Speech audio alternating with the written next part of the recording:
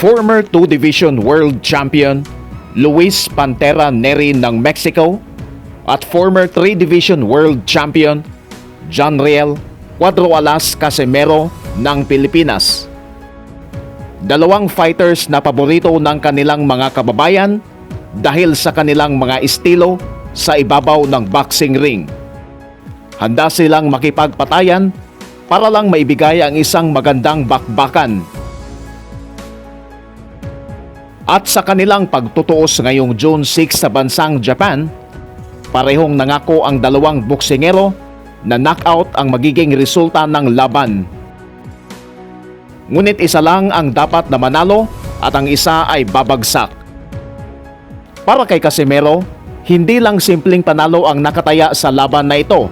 Kailangan niya ang isang impressive victory upang patunayan sa mga boxing fans na malakas pa rin ang angas ng Pinas.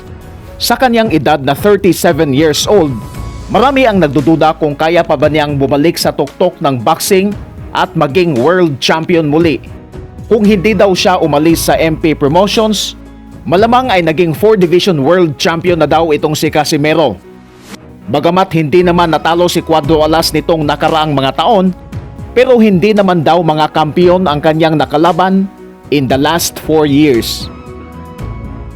Malaki ang pasasalamat ni Casimero sa kanyang Japanese promoter na si Koki Kameda dahil hindi pa rin nawala ang tiwala ni Kameda kay Casimero.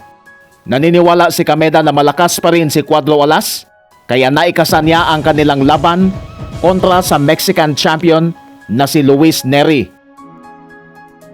Kaya sa kanyang pagbabalik ngayong June 6, isang malaking opportunity ito para kay Casimero na makalaban ng isang 2 Division World Champion Luis Neri.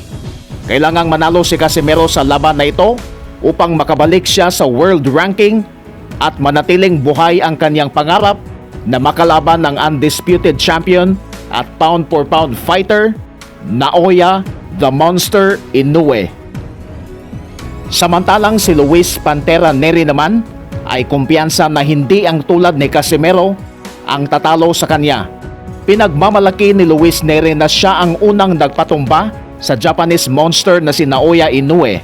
Sa buong professional career ni Neri ay marami na siyang tinalong kampiyon at 2 fighters lamang ang tumalo sa kanya at ito ay sina Brandon the Heartbreaker Figueroa at si Naoya Inoue. Ayon kay Neri, kaya daw niyang patumbahin ang sinumang boksingero na hahadlang sa kanyang daan. Kaya nais ni Neri na pabagsakin si Casimero upang muli siyang mapalaban sa kampyonato. Jonriel Cuadro Alas Casimero versus Luis Pantera Neri ngayong June 6 sa bansang Japan. Sa bakbakan ng dalawang multi-division champions, sino ang mananaig?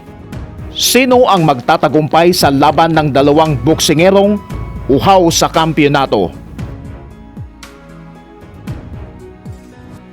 Now, Casimero lately mga kaibigan, yung estilo ni Casimero, yung basta na lang pumapasok na tila baga walang plano, hindi po yan uubra kay Neri. Okay?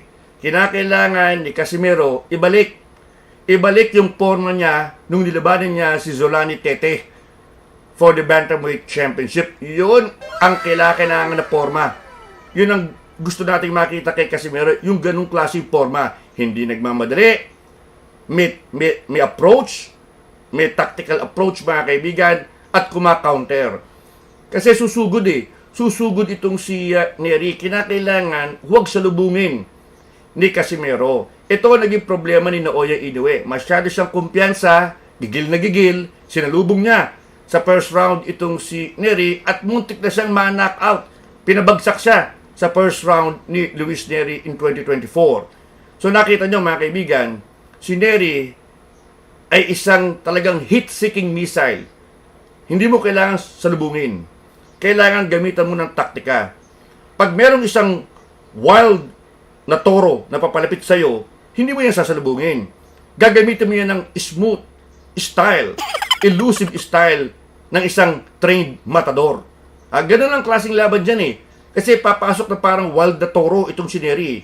Kailangan, mas smooth ang approach ni Casimero. Patience, like a matador. Sapagkat si Nery, napakaluwag ng depensa niyan. Pwede mong bilangan yan double jab, pasok, left.